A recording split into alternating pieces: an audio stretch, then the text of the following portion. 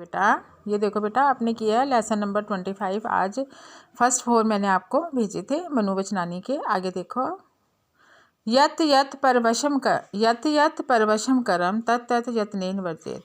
जो यत यत मैंने जो काम परवशम दूसरों के अधीन है, तत् तत् उसको यत्न करके छोड़ देना चाहिए।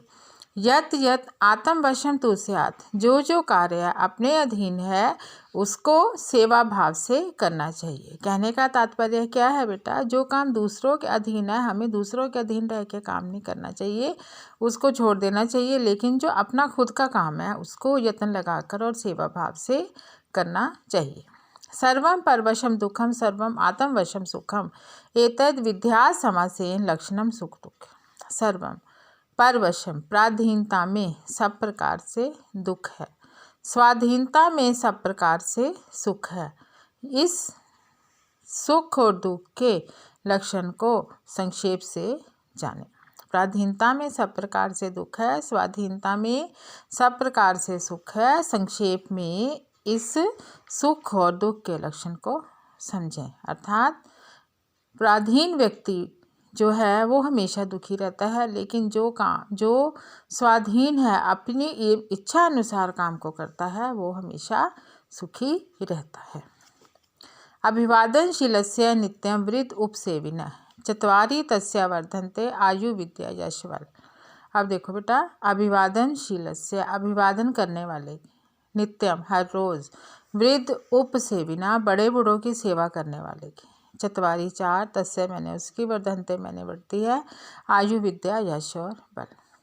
हर रोज बड़े बूढ़ों की सेवा करने वाले की और अभिवादन करने वाले की 4 चीज़ें बढ़ती हैं, आयु विद्या यश और बल। हर रोज बड़े बूढ़ों की सेवा करने वाले की और अभिवादन करने वाले की 4 चीज़ें बढ़ती हैं, आयु विद्या यश और बल। अर्थात हमें हमेशा बड़े बुजुर्गों का आदर सम्मान करना चाहिए।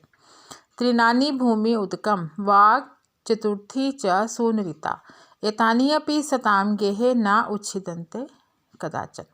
अब देखो बेटा, इसमें क्या कहा जा रहा है, त्रिनानी तिनकों से बना आसन, भूमि मैंने भूमि, उदकम मैंने पानी, वाक् चतुर्थी और चौथी मीठी वाणी। तिनकों से बना आसन, भूमि अर्थात बैठने का स्थान, पानी और चौथी मीठी वाणी, सुनीता मैंने मीठी वाणी, एतानी अपि सताम गेहे ये सब चीज़ें सज्जन लोगों के घर से ना उच्छिदन्ते कदाचन कभी नष्ट नहीं होती है, कभी ख़त्म नहीं होती है। अर्थात कहने का तात्पर्य ये है, जो बेटे सज्जन लोग होते हैं अगर उनके पास कुछ भी ना हो तब भी वो अतिथि का समान तिनकों से बने आसन पर बिठाकर पानी से और चौथी मीठी वाणी से उसका आदर सत्कार करते हैं। यथा यथा ही पुरुष शास्त्रम सम अधिगच्छति तथा तथा विजानाति विज्ञानम चास्य रोचते। जैसे जैसे पुरुष शास्त्रों को सम अधिगच्छति मैंने प्राप्त करना, शास्त्रों को प्राप्त करता है, तथा तथा विजानाति वैसे वैसे उससे जानकारी उत्पन्न होती है, विज्ञानम चास्य रोचते और जानकारी से उसमें रुचि उत्पन्न होती है।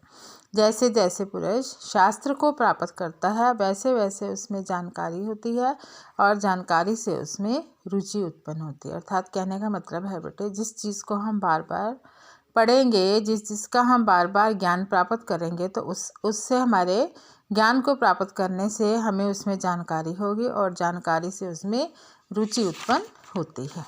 अगला देखो बेटा, यत्र नार्यस्तु पूज्यन्ते रमन्ते तत्र देवता यत्र तु ना पूज्यन्ते सर्व तत्र अफला क्रिया।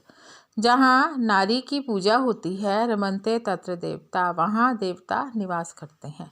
यत्र तु ना पूज्यन्ते, जहाँ इसकी पूजा नहीं होती, सर्व तत्र अफला क्रिया, वहाँ सभी कार्य निष्फल हो जाते हैं।